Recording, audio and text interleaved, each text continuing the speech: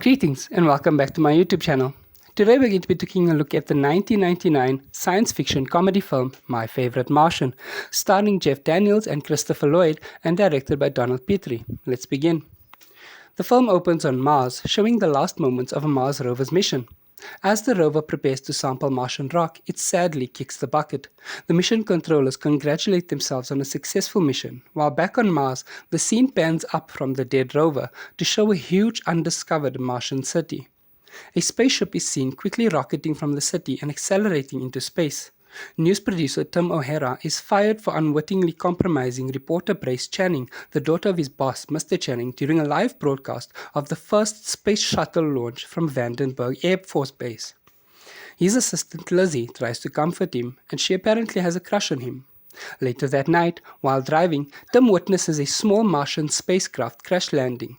Realizing his chance to deliver a story that will rock the Earth, he brings Brace to show her the ship, but by the time he reaches the crash site, the ship has been shrunk to toy size. Nearby, its only occupant hides in the bushes. Tim takes the now shrunken spaceship home with him, and the Martian follows him to retrieve it.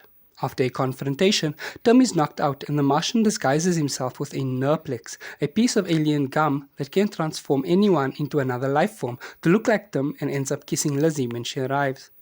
When Tim confronts the Martian the next morning, he finds out that a small device called the electron accelerator, which powers the control systems of the ship, is damaged beyond repair, and the Martian needs Tim's help to find a replacement.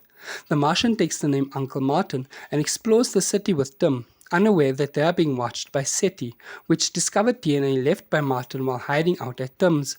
While exploring Tim's neighborhood, Martin tells him about a friend of his named Ninert, one of his planet's most gifted Martian scientists who came to Earth in 1964 but never came back. Brace is captured by the SETI gang and is interrogated. Tim secretly tapes Martin and his sentient suit Zoot with hidden cameras to back up his story and impress the television station staff in hopes of getting his job back, but he eventually decides not to reveal the tapes as he has become fond of Martin. Meanwhile, Martin and Zoot discover a subsystem of the ship called the Interstellar Safety System, which is prepared to self-destruct. Brace discovers the footage of Martin in his Martian form and she steals the tape. Lizzie shows up at Tim's house to discover Brace stealing the tape. Thinking that Tim cheated on her, Lizzie rejects him and storms out, only to be distracted by the now full-sized spaceship and is pulled into the cockpit by Zoot. Martin and Tim go after the Martian evidence, shrinking the ship along with Zoot and Lizzie and racing down to the station, where Tim admits to Martin that he has been videotaping him, but says he likes Martin and apologizes. Accepting Tim's apology, Martin subdues Brace, disguising himself as her so that he can take her place on the news, and Martin's alien form is almost exposed during the broadcast, which is carefully watched by Elliot Coley, head of SETI. As footage from another news report is aired, Tim and Martin escape the station, pursued by SETI through the sewers in Tim's car, shrunken using Martin's device. They eventually end up in the hands of Coley, who takes them back to SETI for investigation.